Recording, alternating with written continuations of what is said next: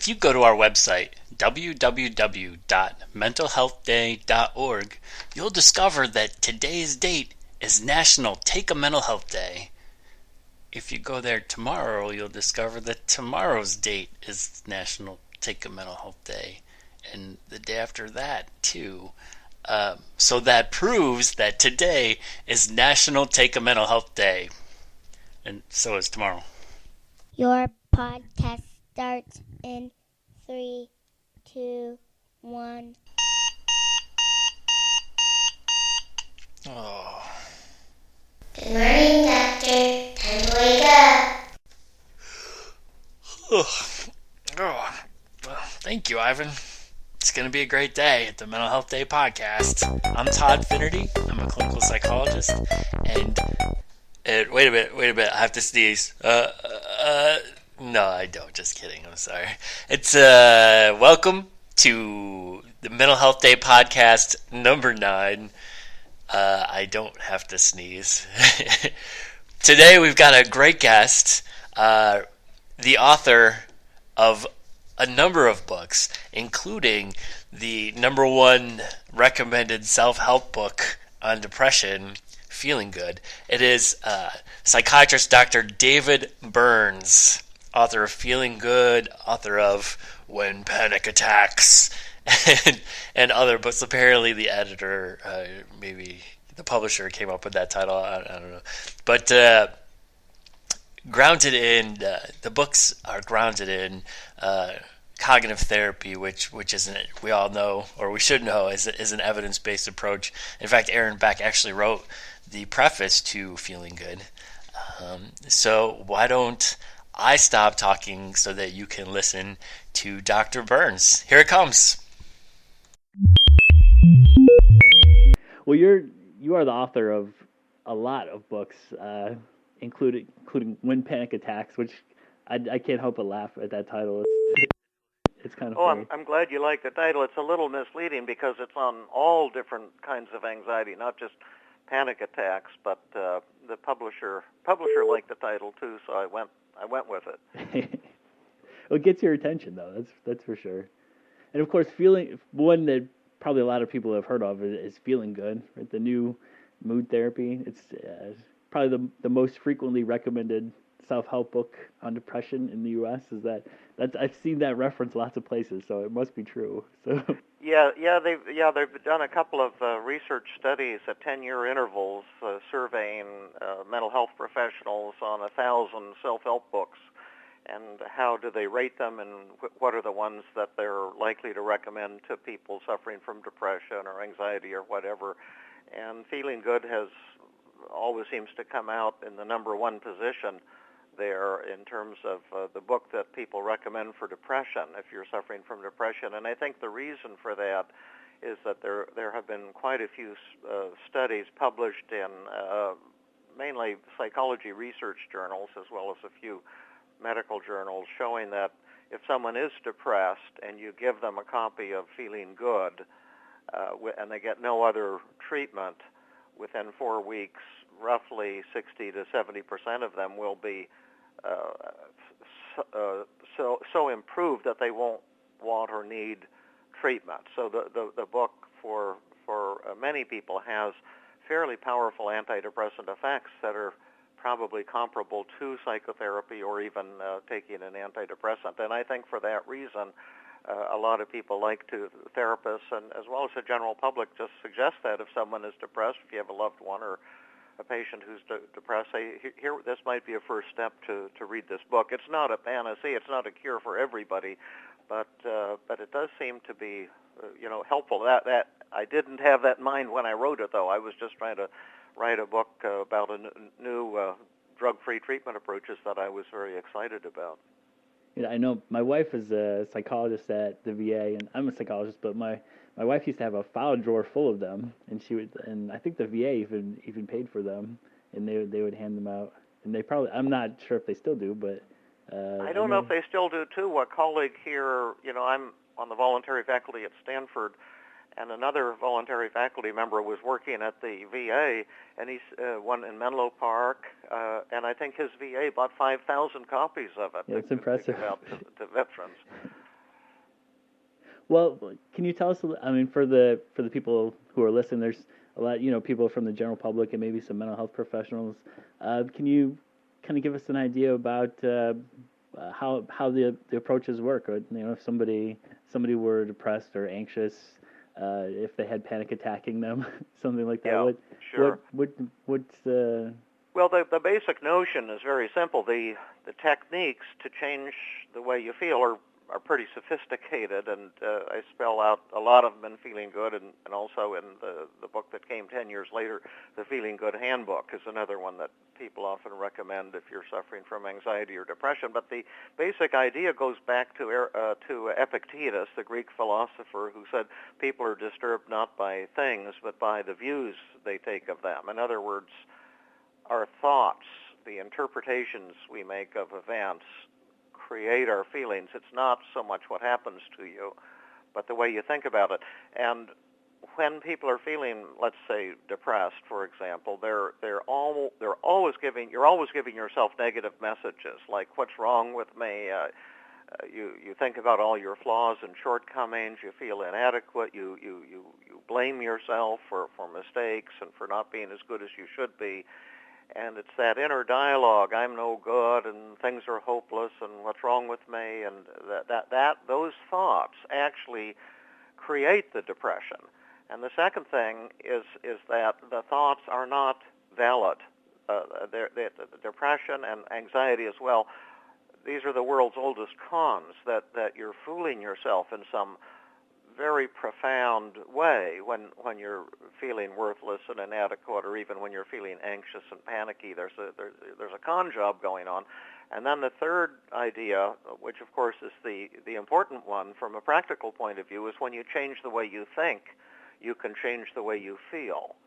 And this effect can be very rapid. It can happen in less than a minute. The moment you see the distortions in your thoughts, and you see that what you're telling yourself is not true, you at the very moment you think differently, there will be almost an instantaneous change in the way you feel. But the techniques to get a person to think differently, they're very powerful and very sophisticated, because it won't work just to tell a person, think positively, or to try to cheer someone up. That just makes people irritated, makes them feel worse. So what we have done, going back to the 1970s, is to create, many powerful techniques. I've created 50, 75 techniques to help people change the way they feel by changing the way they think and revealing the distortions in these painful and frightening and depressing negative thoughts. That's great. I mean, I know you said maybe things like I'm no good. Are there common thoughts you think that people might say to themselves that could lead to these problems like anxiety and depression or relationship issues? Oh, yes, like absolutely. In fact, Aaron Beck was one of the pioneers of cognitive therapy in Philadelphia. That's where I learned it and helped to give birth to cognitive therapy when I was a psychiatric resident. And now, what was your question? Oh no, I was getting demented here. I can't remember what I was talking about. Interestingly, Aaron Beck also wrote the preface to Feeling Good, right? Yeah, right. No, you were talking about common thoughts, and one of the ideas that Beck came up with is called the idea of cognitive specificity. In other words, certain kinds of thoughts trigger certain kinds of feelings. Like if you're feeling depressed, there will be several thoughts. One is that you're no good, and that causes feelings of worthlessness, inferiority, and loss of self-esteem. You criticize yourself for your shortcomings. Another common thought that triggers hopelessness is the idea things will never change. My problems can't be solved, and that is one of the worst aspects of depression, because. And again, it's another con. You're fooling yourself, but the thoughts seem as valid and real as the fact that there's skin on your hand. The depressed person doesn't question these things. They seem very, very, very real. And the hopelessness often triggers feelings of suicide, because we can put up with almost any suffering if we know it's going to come to an end. But when you tell yourself it'll never end, that's when you start to think of suicide as the only escape. Now, anxiety is a little different. The thought there that triggers anxiety is something terrible is about to happen. I'm on the verge of some catastrophe, if you have public speaking anxiety, you tell yourself, when I get up on to give my talk, I'll look nervous, my mind will go blank, people will start snickering, I'll make a fool of myself, the word will spread, and it's the prediction of danger. Or if you have a fear of flying, you're telling yourself something, probably the plane will run into turbulence, it'll crash, then you start having these fantasies in your mind of a plane crashing, and you feel terrible. But underneath the negative thoughts, there are distortions that I describe in Feeling Good, in the Feeling Good Handbook, the 10 cognitive distortions, like all or nothing thinking, looking at things in black and white, shades of gray don't exist, like I'll be a total failure, or I'm a worthless human being, or there's really nothing good about me. Overgeneralization, you take a negative event and see it as a never-ending pattern of defeat, like if you have a failure, or you screw up at something, or you're rejected, you say, oh, I'm unlovable, I'll be alone forever, or, I'm always screwing up. That would be an overgeneralization. And then there's self-blame, hidden should statements, and fortune-telling is just predicting danger. Mind reading is assuming you know how people are thinking about you and that they're having negative thoughts about you, sometimes without any evidence. And, mental filter, you focus on something negative. It's like the drop of ink that discolors the beaker of water, or discounting the positive. You say the good things about you don't count. Like, I have a seminar I teach once a week here in the Bay Area, and it's for Stanford students and for therapists can come, and it's free of charge. In fact, we've created 5 evening weekly seminars so therapists can get unlimited free training here in the Bay Area, learning all the new psychotherapy techniques. And at the end of every seminar, I have every participant rate me the quality of the teaching in many different dimensions with a rating scale they can fill out. It takes them about a minute. And we had this fantastic seminar Tuesday night. It was just fabulous. We worked for 2.5 hours, and it was really a joyous experience for everyone. And I got stellar feedback from people. But one person wrote that I wasn't as sensitive as I should have been always in giving feedback to people during their role play exercises. And that was true. That I got a little flippant, a little, I should have been a little bit more thoughtful there. Sure. And so I started dwelling on that. Do you see what I mean? Yeah. Say, oh, I'm really no good. I'm a lousy teacher. I should have been more sensitive, things like that. And that's the kind of overgeneralization and mental filter and discounting the positive that you get into. And then you feel anxious and inadequate, and you say, oh, I must really be a bad teacher. I must really be a loser because I'm feeling so kind of inadequate. And then sometimes if you just write those thoughts down on a piece of paper, you can begin to see the ways that you're fooling yourself and find a different way of looking at it. Like I can tell myself, well, the fact is I did make that mistake, and I can acknowledge that to the group with some humility and some openness, and then this will actually help the group become closer because they make mistakes too, and so if they see their teacher making mistakes and acknowledging it with some humility, then this will create warmth and bonding, so I can turn that error into an opportunity for moving the group forward. And that would be a little tiny example of how what we call cognitive therapy works. And when I look at it that way, and then I suddenly don't feel so ashamed and anxious and inadequate, and you begin to think about the thing in a very different way. That makes good sense. So I mean, on the one hand, you kind of wrote it down and kind of started looking at it a little differently.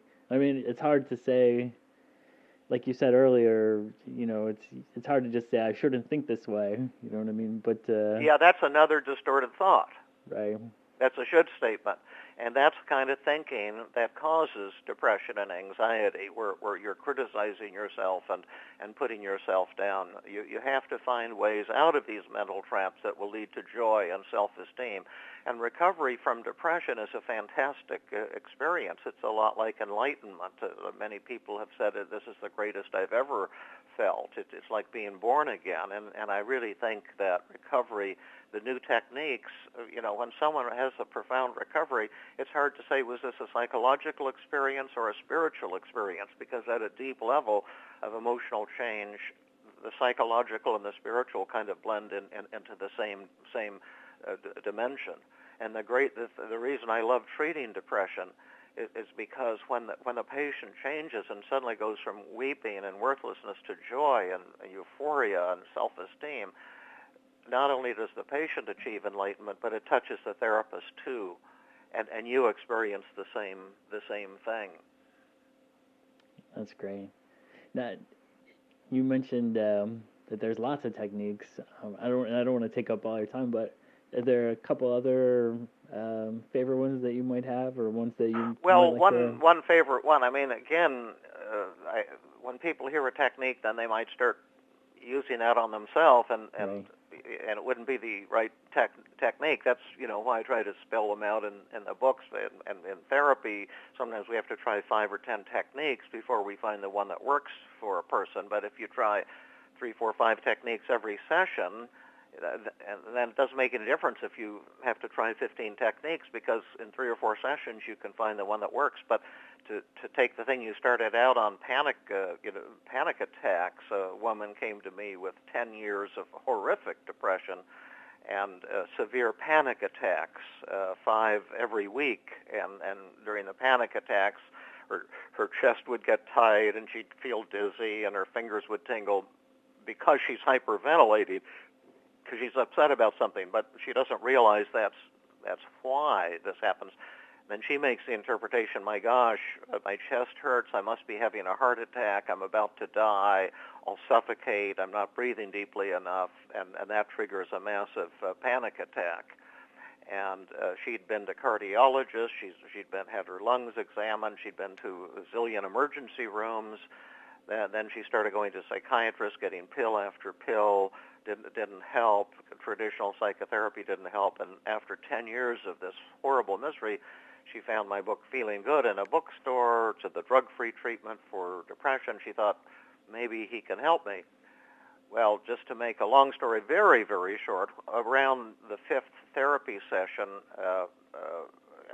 with her permission, I induced a panic attack in the office so I could use a technique called the experimental technique, one of the 50 or 60 techniques you can use to combat depression, the thoughts that trigger depression and the thoughts that trigger anxiety. And essentially, when I'm doing that, I get the patient to do an experiment to test the validity of what they're telling themselves, so they can discover that what they're telling themselves is just false.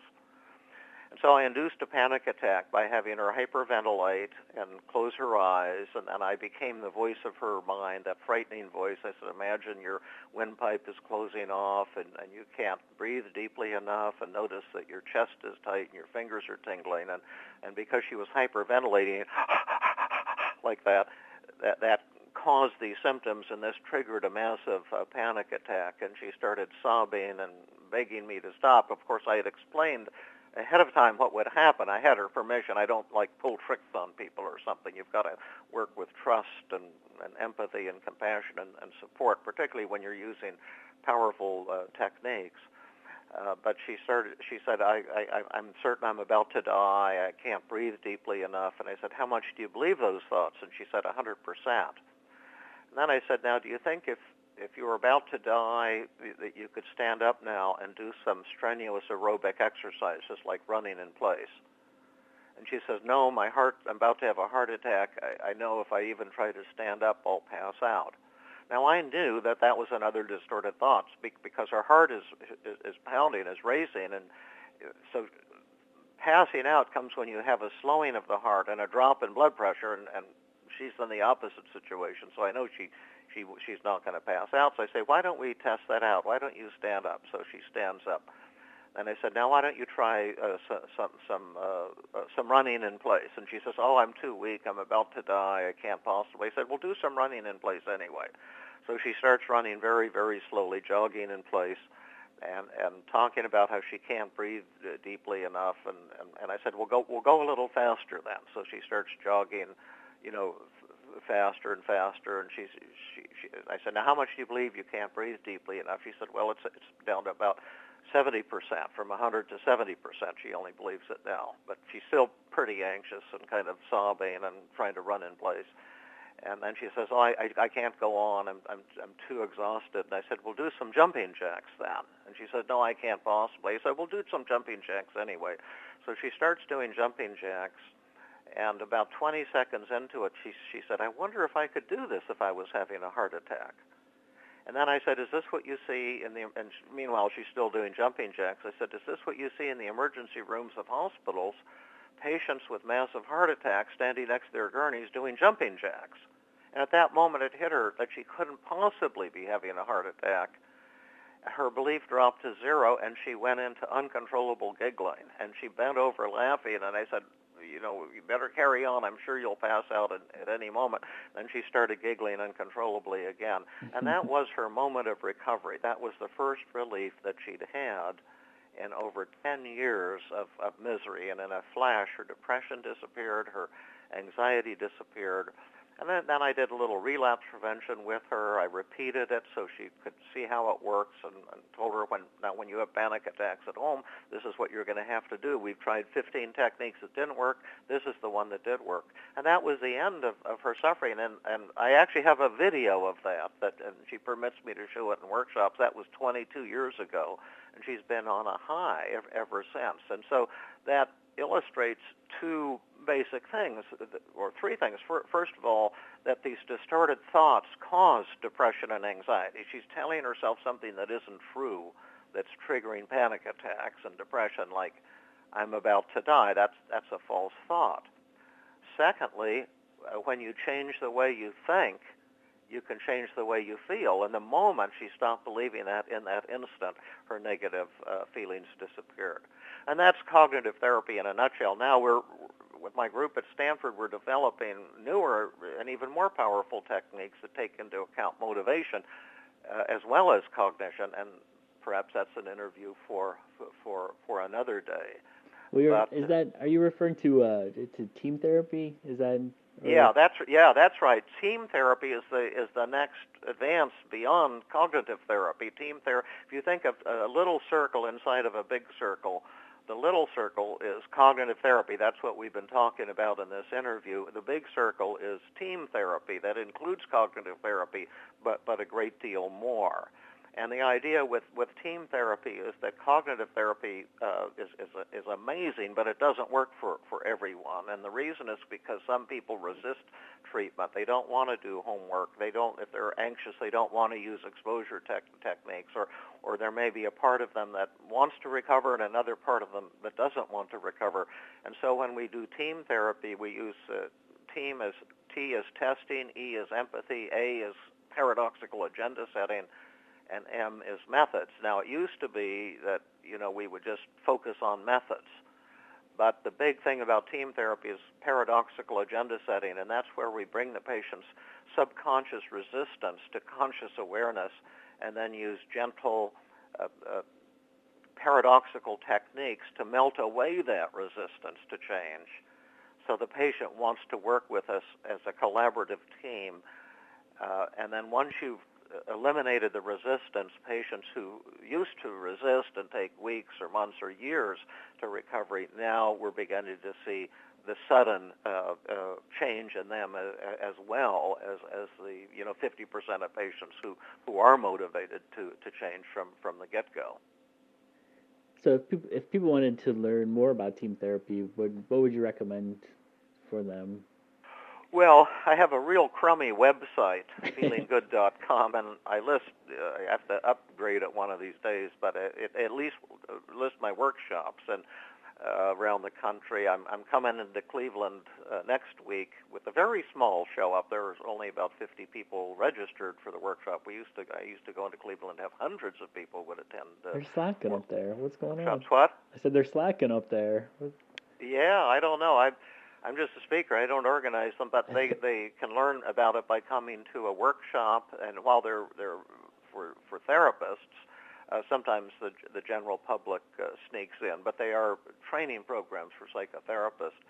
And then, in addition to that, I have a psychotherapy ebook on team therapy. Again, it's for therapists to learn how to use these techniques. And if someone wanted the order form for the psychotherapy ebook and information about it, they could send me an email to david@feelinggood.com. Feeling good is one word with two G's in it. And if, say, a therapist wanted it, I could send them an order form. And then there's also a website called teamtherapytraining.com. That team therapy training is one word.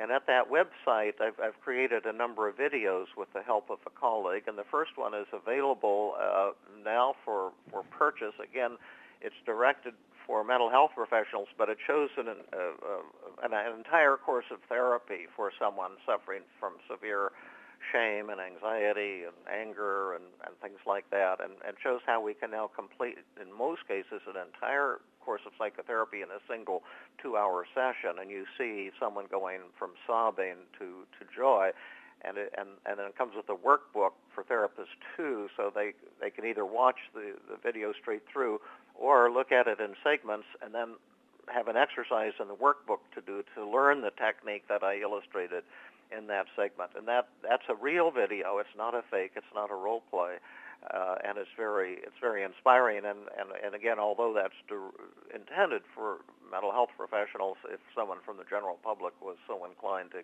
get that video, I think they would probably enjoy it a great deal. Well, thanks. I don't want to steal too much of your time. So, if there is anything else you want to talk about it that maybe you think people would like to know, or anything that you didn't get a chance to say, please feel free to. No, I've really enjoyed talking to you. I think we've hit the high points, and at this point, people who are interested in some of these ideas, there are some resources there. Probably the Feeling Good Handbook is a darn good one to learn more about these approaches, whether you're a therapist or a member of the general public. Feeling Good is a good one as well, or the newer book, when Panic Attacks too, will help people become acquainted with these new techniques.